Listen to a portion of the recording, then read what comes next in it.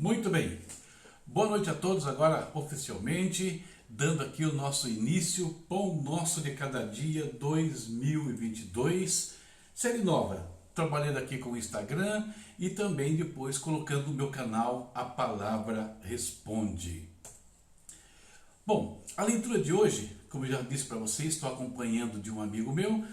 Hoje nós ouvimos, na realidade, Gênesis 13 ao 16. Eu quero ler com vocês, é um texto pensando em João Batista, é um texto de Lucas capítulo 1, versículos 11 ao 13. Então o anjo do Senhor apareceu a Zacarias, à direita do altar do incenso. Quando Zacarias ouviu, perturbou-se e foi dominado pelo medo.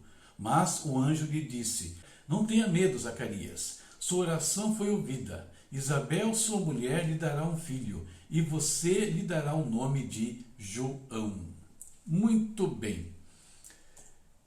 Então hoje o nosso assunto é o anúncio do nascimento de João Batista, baseado em Lucas capítulo 1, versículos do 5 ao 25. Olha só. Nós começamos aqui o nosso estudo, vimos 3 partes, falando sobre o prólogo de Lucas, o prólogo de João e falando sobre a genealogia de Jesus. Então, nessa parte 1, vimos algumas coisinhas a respeito de Cristo, bem introdutórias. Agora a gente se volta para João Batista. Por quê? Porque é um personagem importante dentro do panorama do Evangelho. Ele vai cumprir um papel fundamental para que Cristo então inicie, ou antes de que Cristo comece o seu ministério. Então primeiro vimos o Messias, agora vamos falar um pouquinho então daquele que preparou o seu caminho. E é muito interessante, queridos, um aspecto. Por quê? Eu sempre digo o seguinte: se nós queremos entender algumas coisas das Escrituras, nós precisamos estar atentos a alguns detalhes.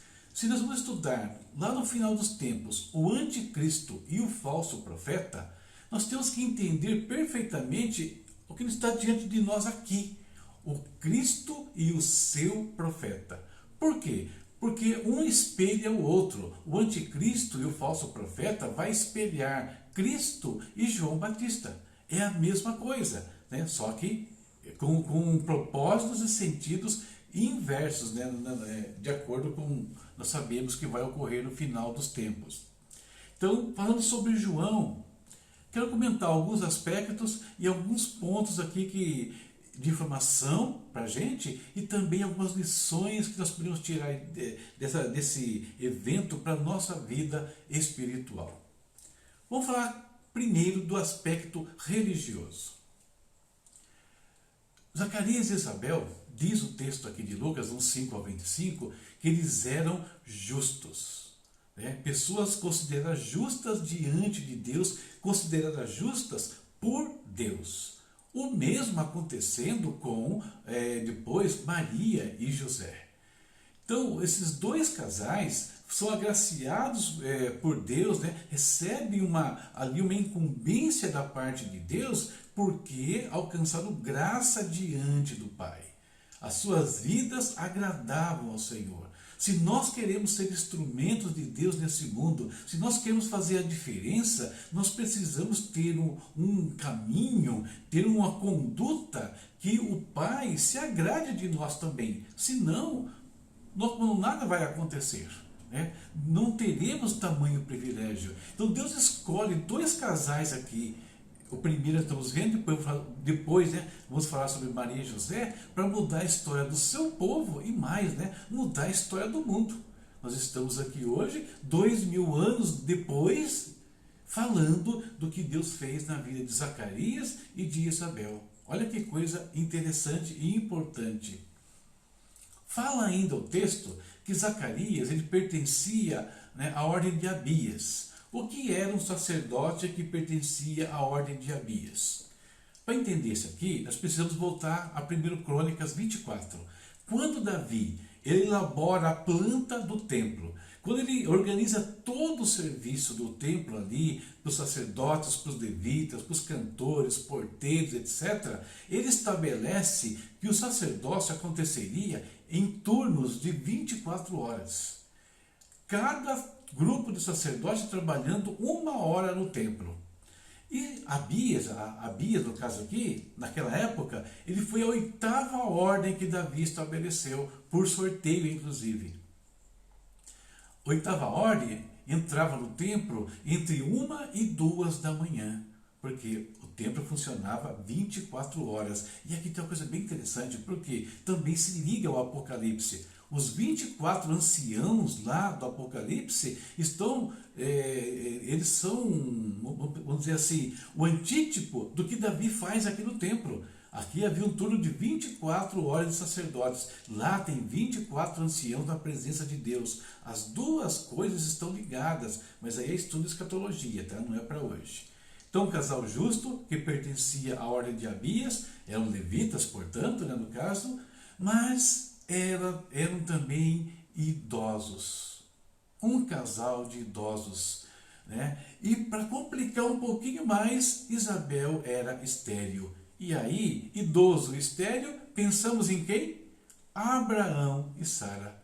A história de Zacarias e Isabel é muito parecida com a história de Abraão e Sara, inclusive com a presença de anjos e coisas dessa natureza.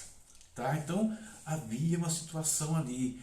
Agora, Zacarias, apesar dessas circunstâncias, tinha perdido a esperança de um filho? Não!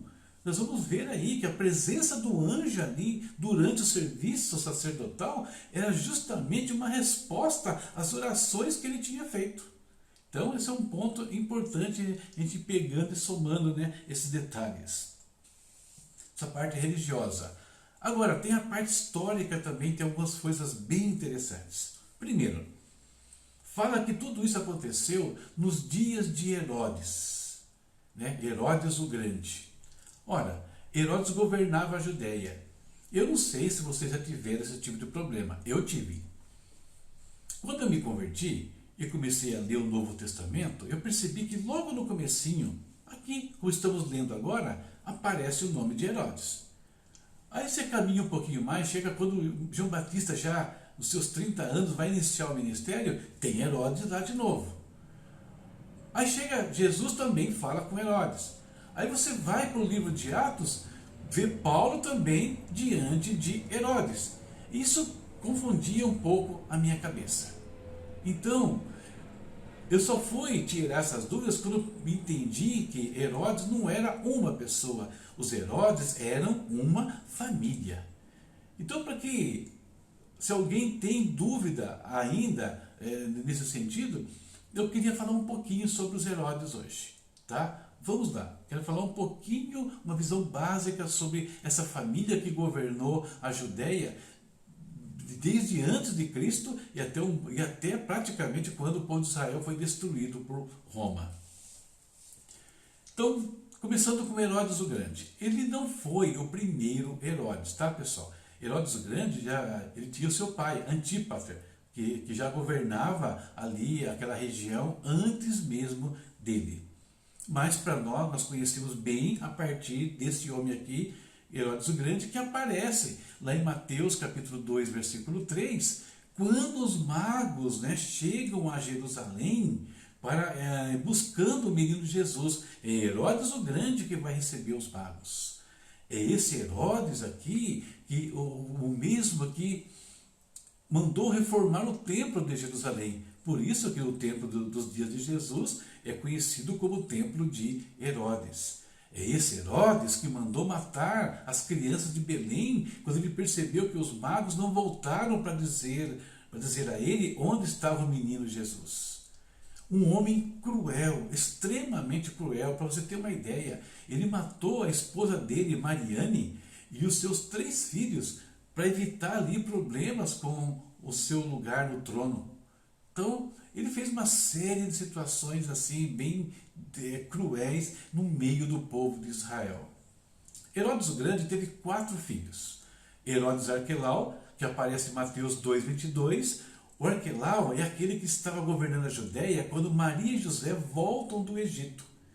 Então, quando eles voltam do Egito, José, sabendo que Arquelau governava na Judéia, ele opta em ir para Nazaré, fugindo então da presença deste rei. O segundo filho é Herodes Filipe, que aparece em Lucas 3:1, lá no início já do ministério de João Batista. Ele estava no governo ainda. O terceiro filho, Herodes Antipas, aquele que manda decapitar João Batista depois da dança de Salomé. E tinha um quarto filho chamado Aristóbulo. Então, Herodes o Grande e os seus 4 filhos, o Arquelau, o Filipe, Antipas e Aristóbulo, que não aparece aí, né, nos registros do Novo Testamento. Vamos em frente, tem mais detalhes sobre eles. Herodes Filipe, ele se casou com uma filha de Aristóbulo, que é Herodias. Deixa eu inverter aqui. O Aristóbulo, que foi o quarto que eu falei, teve 2 filhos. Melhor, uma filha, Herodias, e um filho que é Herodes Agripa I. Herodias, ela se casa com Herodes Filipe. Portanto, Herodias se casa com o tio, tá? Só que no meio do caminho, ela abandona o tio para ficar com Herodes Antipas. Aquela situação que João Batista denunciou, né? E por conta disso foi preso por Herodes. E mais tarde acaba perdendo a cabeça. A Herodias, no seu primeiro casamento com Herodes Filipe, ela teve uma filha Salomé. A Salomé é justamente a que dança ali e pede a cabeça do João Batista. E para fechar aqui, o filho de Aristóbulo, o Herodes Agripa I, tem 3 filhos. Melhor, 2 filhas, Berenice e Drusila, e Herodes Agripa II. A Berenice e o Herodes Agripa II aparecem lá em Atos 25:13, no julgamento de Paulo. Paulo estava preso em Cesareia e os 2 vão visitar a Festo e participam de uma sessão no julgamento do apóstolo Paulo. A Drusila também aparece no Atos, capítulo 24. Ela é a esposa de Festo, tá? E também acompanha ali parte do julgamento do apóstolo. Então, olha só. Uma curiosidade sobre Herodias, sobre Berenice e sobre Drusila. Essas três mulheres deixaram os seus primeiros maridos para ficar com um dos Herodes. As 3. Tá? A situação muito complicadinha nessa família, a gente percebe. E outro detalhe, né? A Berenice, quando deixa o marido, ela vai morar com Herodes Agripa II, o seu irmão. E reza, né, a lenda e a história que eles viviam um relacionamento incestuoso, tá? No caso. Vamos lá, isso da parte histórica. Agora, o que a gente percebe também no texto do nascimento de João Batista, que João Batista ele foi uma resposta às orações de Zacarias e de Isabel. Ou seja, apesar das circunstâncias, aquele homem não tinha desistido, de ter um filho, que é o sonho de todo judeu. Ali os judeus a filiação, a família é algo muito importante. E nós vemos aí no caso de Maria, no caso de de Sara, no caso de Ana, né? No caso de Rebeca, que eram estéreis, né? O problema que isso trazia ali, a dor, a humilhação que isso trazia para a mulher e também para o homem, né? No caso, ambos sofriam na mesma situação. Quando o anjo chega para falar com Zacarias, fala que ele ficou paralisado, com medo. Essa é uma reação comum na maior parte das vezes que anjos apareceram a pessoas no Antigo Testamento. Na maior parte das vezes. E por que esse medo? Porque os judeus associavam a manifestação do anjo com a manifestação de Deus. E, sendo uma manifestação de Deus, alguns julgavam que poderiam morrer por conta disso. E em alguns casos, Daniel, por exemplo, a presença do anjo parece que tirava toda a força, a pessoa caía por terra. Daniel caiu por terra, João no Apocalipse fala que ele caiu como morto no chão. Por quê? Por causa do impacto da presença angelical naquele momento. Então, medo por conta da manifestação de Deus. Eu acho interessante que a mulher de Manoá, né, o pai de Sansão fala de ficar apavorada, nós vamos morrer, nós vimos um anjo de Deus. A mulher dele fala uma coisa bem interessante. Ora, se Deus quisesse nos matar, não tinha falado para a gente. Um raciocínio bem lógico, né? Então não havia por que temer, né, na questão. Se Deus estava manifestando, é porque Deus queria conversar com o homem, trazer uma revelação, no caso aqui, trazer uma resposta.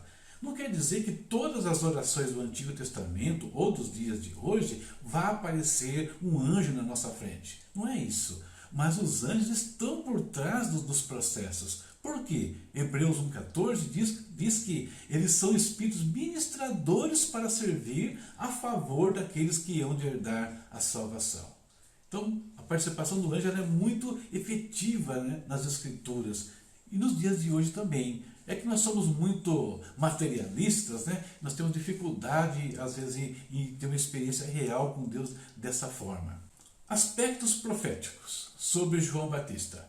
Fala que ele seria motivo de alegria. O seu nascimento seria motivo de alegria para muitas pessoas. Por quê? Primeiro para os pais, né? Era a resposta de Deus para uma situação ali de humilhação para os pais. Esse era o primeiro ponto. Segundo, porque João Batista também era a resposta de oração, por assim dizer, do povo de Israel. Eles tinham uma esperança muito forte em relação ao Messias, estavam aguardando o Messias. Então, no momento que João Batista entra no cenário, pré-anunciando, preparando o caminho de Jesus, então isso é um motivo de alegria para todos que estavam em Israel, vivendo essa ansiedade, a expectativa da manifestação do Messias. Interessante que nós vamos ver no texto mais tarde, que João Batista ele é o cumprimento de 3 profecias. Uma de Isaías e 2 de Malaquias, por assim dizer. Tá? Então ele é o único profeta que tem profetas falando dele. Tanto que Jesus vai falar que João Batista era o maior de todos os profetas. Interessante, né? Com um trabalho e com um ministério tão pequeno, o maior de todos os profetas. Às vezes a grandeza da nossa vida não está no tempo, na quantidade, mas naquilo que nós fazemos efetivamente para o reino de Deus e trazemos o resultado que Deus quer de nós. É isso que conta. Não é tempo, não é grandeza, não é nada muito mirabolante. É coisa simples às vezes. Então, e essa parte de João Batista, as profecias, a gente vai falar mais à frente. Agora, no caso de Zacarias, nós temos aqui a questão da incredulidade. Perceba que ele questiona o anjo, mas como que vai acontecer? Minha esposa já é idosa, e eu também. Aí nos leva lá para Abraão e Sara, mas para a parte de Sara, né? Que Sara também riu, né, naquele instante. Uma mulher já não tem mais o deleite que ela fala, ou seja, já havia cessado o seu ciclo fértil. Agora vou dar luz. Então Sara foi repreendida pelo anjo lá, porque tinha rido, mas ficou só na bronca. No caso de Zacarias, não. Ele ficou mudo. Né? Ele ficou mudo ali por ter duvidado do que o anjo tinha falado com ele. Então, queridos, aqui a gente percebe uma coisa interessante para a nossa vida. Não importam as circunstâncias. Não importa a nossa condição em alguns instantes. Porque em determinados momentos nós olhamos para a nossa vida e parece que nós nos tornamos completamente infrutíferos. Parece que nada mais seremos capazes de realizar. Eu estou falando aqui isso no sentido espiritual, no sentido profissional, né? Então ministerial, parece que acabou para a gente em alguns instantes. Nem o fruto mais sairá das nossas vidas. E às vezes nos sentimos até humilhados em alguns momentos. Mas a história de Zacarias e Isabel aqui mostra que Deus pode mudar qualquer circunstância. Mudar a nossa realidade, se é isso que nos aflige em alguns instantes. Interessante que Deus estava punindo Zacarias pela incredulidade. De certa forma, sim, o anjo dá uma bronca nele. Mas, olha que coisa interessante. O fato dele ficar mudo era uma garantia de que ele teria o filho. Percebeu a questão? O fato dele ficar mudo foi um sinal para a esposa que ela teria um filho. O fato de ficar mudo foi um sinal para os vizinhos, para aqueles que viviam com eles, que algo grandioso ia acontecer. Às vezes, até as broncas de Deus, até as coisas que Deus nos chama a atenção, é uma forma dele mostrar o que? Misericórdia. Mostrar o amor dele para conosco. Então, hoje uma meditação mais simples, mais rápida, aqui falando então sobre o anúncio do nascimento de João Batista. Nós teremos, como eu falei, né, vários capítulos falando sobre isso, tópicos, perdão. Nós temos mais 4 tópicos entrando na questão de João Batista nesta segunda parte, tá certo? Então é isso que eu queria compartilhar com vocês hoje e espero que isso te ajude, principalmente se alguns aí têm sofrido, vivendo um momento de adversidade, de alguma natureza, estão enfrentando algum problema que parece insolúvel. Olhe para a situação de Zacarias e Isabel. Deus pode mudar qualquer situação. E no momento que Deus falar ao seu coração, que Deus trazer uma promessa para a sua vida, não duvide. Não duvide. Porque Deus é poderoso para mudar a nossa realidade. Não importa qual seja ela. Certo? Essa é a nossa meditação para hoje. E vamos agora para o finalzinho, para o nosso momento de oração. Então, se você tem algo que você gostaria de apresentar diante do Senhor, se você quer oração por alguém, né, anota aí, pode ir escrevendo, a gente vai interceder agora.